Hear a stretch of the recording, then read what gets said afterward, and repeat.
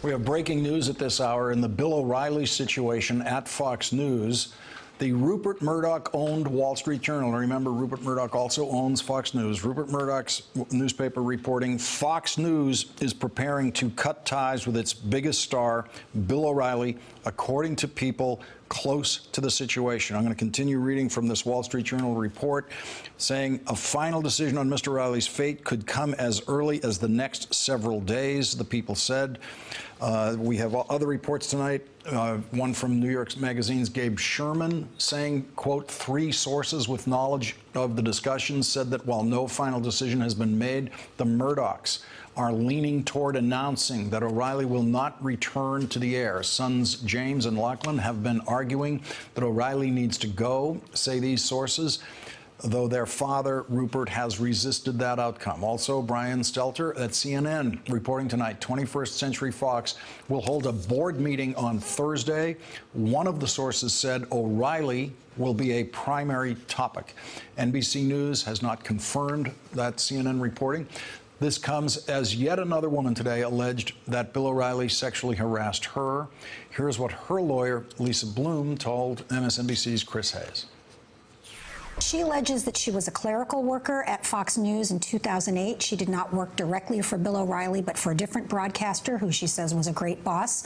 But she says that Bill O'Reilly would come by her desk on a regular basis and make offensive comments and sounds to her. She said he would grunt like an animal. He would call her hot chocolate. She's African American. He would say, when they were alone in an elevator together and she got off first, he'd say, looking good, girl. And while any of these comments taken alone might not be all that bad, she said he never spoke to her otherwise. He never even said hello or how are you? And she was really quite frightened of him. Joining us now, Letitia James, New York City public advocate. Also with us, Angelo Carasone, the president of Media Matters. And Letitia, I just want to get your reaction to what Lisa Bloom just described. It's really offensive as an African-American woman, but representing all women in the city of New York, it's really offensive to all women to create a hostile climate where you demean women and when you basically sexually harass them each and every day. When you create this climate when women are afraid to go to work, it's really unacceptable. And so I'm hoping that they do put Bill O'Reilly on a permanent vacation. But more important than that, that they change the culture and reform the culture at Fox News. Now, as the public advocate in New York City, what powers do you have, or what powers does the city of New York have to investigate this? I serve as a trustee on one of the largest pension boards in this country. We invest in Fox News.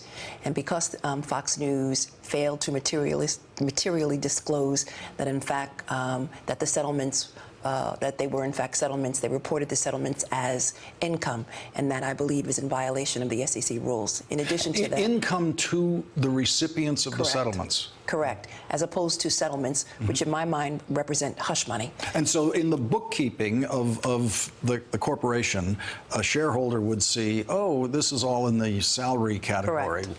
And those filings were made to SEC and in violation of SEC because you're supposed to report accurate information, and in fact their filings are inaccurate and they deceive shareholders and the shareholders that I represent who are retirees in the city of New York.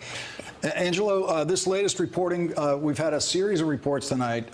Gabe Sherman first, and then Brian Stelter second. Third, and I think most importantly, the Wall Street Journal. This newspaper is owned by Rupert Murdoch. This newspaper, there's not a person there who would dare type a word about Fox News without taking the utmost care in checking sources. And for them to be saying in the headline, Fox is preparing to cut ties with Bill O'Reilly. It's hard to imagine the Murdochs letting their own newspaper print a headline like that if it wasn't true. Indeed, and that's just not reflected on the insider side at Fox News. It's also reflected on the opposite side because they're hearing an awful lot right now from not just their advertisers, all those that have dropped O'Reilly, all those that have refused to ever buy ads on O'Reilly going forward. But they're also hearing from the media buyers as they move into their upfronts next month, which is when they actually sell all their 2018 inventory. And what they're hearing is that it's not just about Bill O'Reilly. The advertisers are deeply concerned that this is reflective of a much bigger epidemic at Fox News, and rightfully so, given that one of the co-presidents was very much involved in the cover-ups against the people that came forward against Roger Ailes, as well as the women that have come forward against Bill O'Reilly, and they re-signed a contract with Bill O'Reilly knowing full well. And so the advertising community is not just saying this is about O'Reilly, they are gearing up to drop Fox. And so that's what the executives at Fox News are dealing with. I mean, they're dealing with a long-term and a short-term business crisis. And so they don't really have a choice anymore. This is not them acting responsive to something that they should have taken care of a long time ago. This is because of really hard work, like groups like Ultraviolet that have put survivors out there to actually tell their stories, organizations like Sleeping Giants. I mean, this had to be forced. Fox News needed to be forced to do this by their own business associates.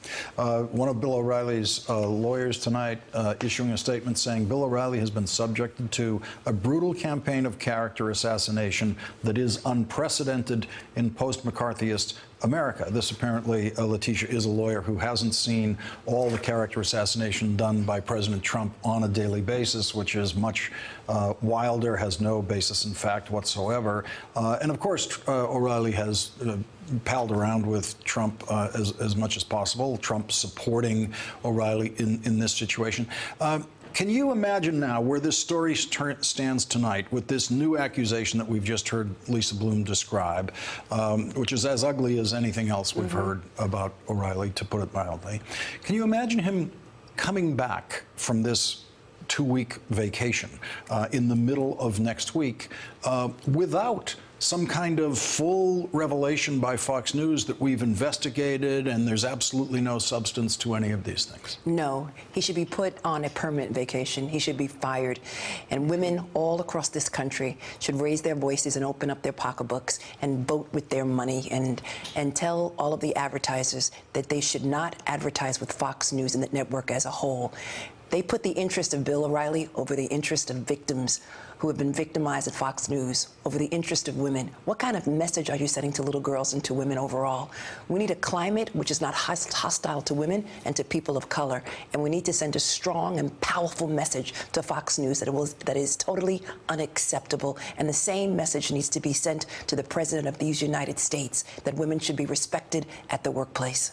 Knowing what you know about investigations like this, is it conceivable that the law firm could, in 2 weeks, conduct a satisfactory investigation of Bill O'Reilly's 15 years of accusations in this territory? No, because the law firm, again, is being retained by Fox News. It's an inherent conflict. We need an independent... Law firm represents Fox News, and they're investigating Bill O'Reilly at Fox News. At the same time, it's an inherent conflict. And so as a result of that, we need an independent investigation. I've also called on the Division for Human Rights in the New York City to engage in an independent investigation, to investigate allegations of sexual harassment as well as racial discrimination. And they have jurisdictional powers to do that? They have jurisdiction because Fox News is located in New York City. Right, and as the New York City public advocate, I have asked them to launch that investigation. Letitia James, thank you very much for joining us tonight. Really thank you so much. much. Angela, thank you for joining us tonight on this Breaking News Night. Really appreciate it. Thank you. Hey there, I'm Chris Hayes from MSNBC. Thanks for watching MSNBC on YouTube. If you want to keep up to date with the videos we're putting out, you can click subscribe just below me or click over on this list to see lots of other great videos.